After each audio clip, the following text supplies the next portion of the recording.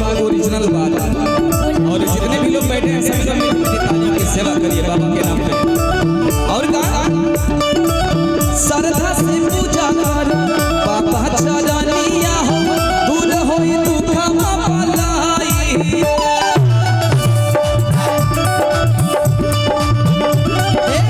श्रद्धा से पूजा कर बाबा चरनिया हो दूर होई दुख भलाई।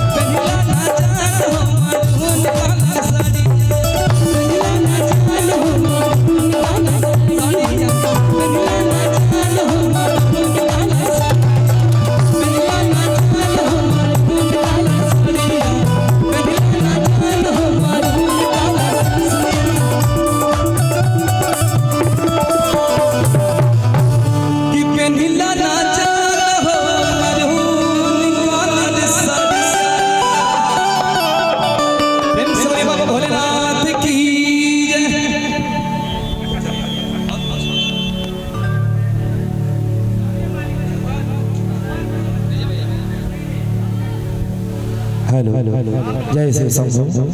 और आइए आप सभी हमारे श्री राम सेवा संघ परिवार में आए हुए तमाम भक्तों का